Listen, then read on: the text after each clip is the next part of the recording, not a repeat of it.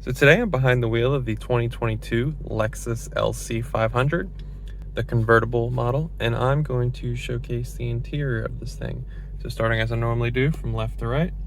Over on the left, you got your window switches, you've got your door locks, you've got your rear mirror adjust. Right here, you've got some different presets that you can set for your driver's seating position.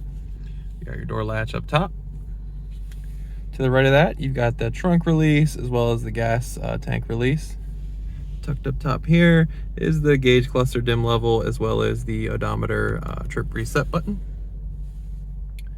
Moving to that gauge cluster, it is a full digital display which has multiple screens. So basically every screen has two options. So right now this is the first. I'm pushing a button on the steering wheel, which I will showcase in a moment.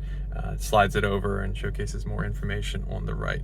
All that information is adjustable and cycled through on the steering wheel as well, should you wish. There's multiple pages for each thing. So if I put it on the center screen, I can cycle through data.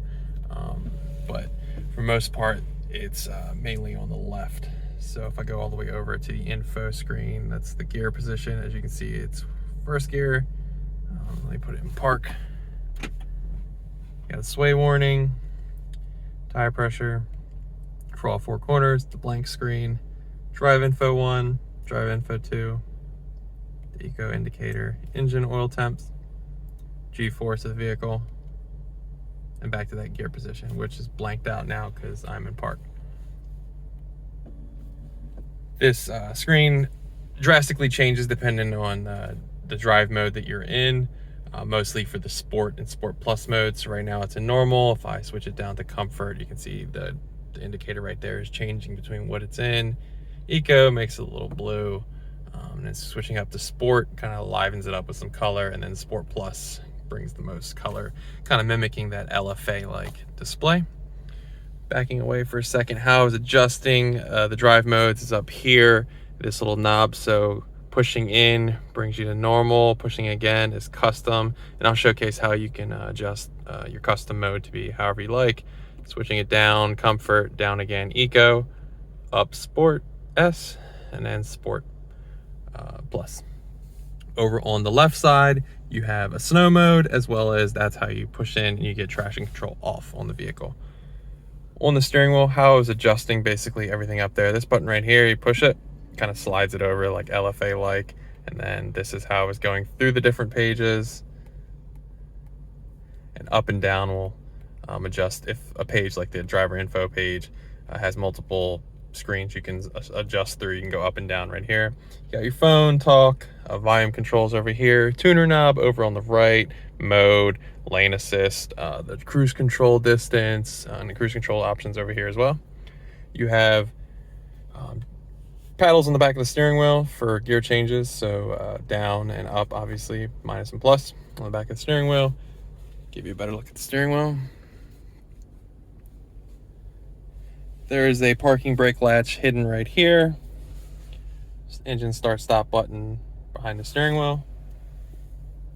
Then you have the navigation display. So it is controlled via a couple buttons on the center console, which I'll showcase, as well as the Lexus trackpad. But for the most part, these are the options on the main menu. So you have destination, audio, phone, apps, projection, info. Let's go to info, which will allow you to switch between different information screens, such as trip information, traffic incidents, weather, vehicle history, alert, and the owner's manual as well. There's also the indicator for the different airbag if you have a passenger, as well as the good old Lexus clock up top. Coming down from that, you've got your hazard button right here next to this vent. Then you have all your climate controls in the center. You've got eject for CD.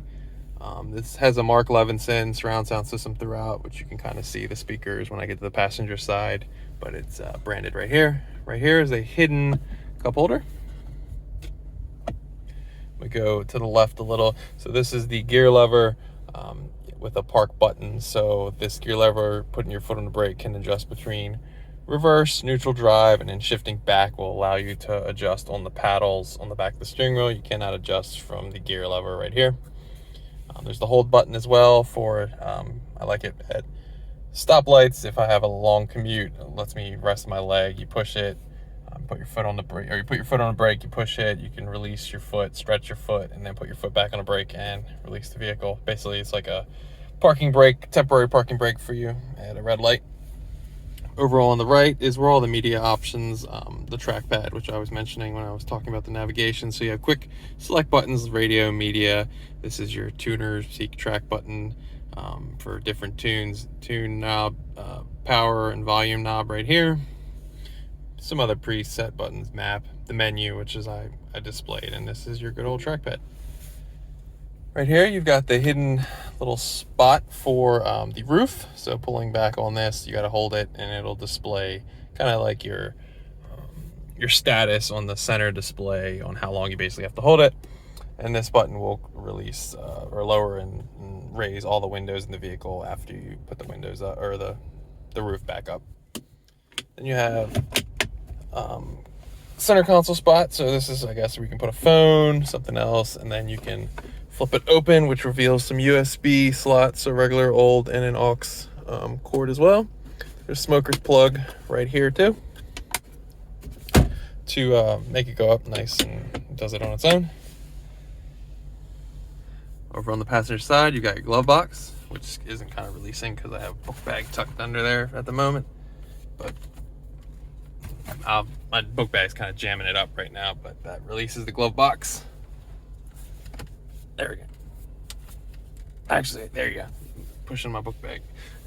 Got it to work, but that's pretty much your glove box. And then you've got a good look at the passenger door. Like I said, it's got the Mark Levinson speaker system throughout. It's got the great swooshing design. Get you a look at the seats. The rear seats, some more of that Mark Levinson branding down in the center. Like I said, this is the convertible, so there's no sunroof. Some more lighting options up top for your door. Obviously, normal convertibles, you know, the options might be up here, but like I just showed you, it's all in the center console to make the roof go down. But that is pretty much the interior of the 2022 Lexus LC 500. If there's some option on the interior I didn't go in depth enough on, you want some questions answered, be sure to leave them in the comments below. And if I can't get you an answer, I'll be sure to point you in some direction. Thanks for watching.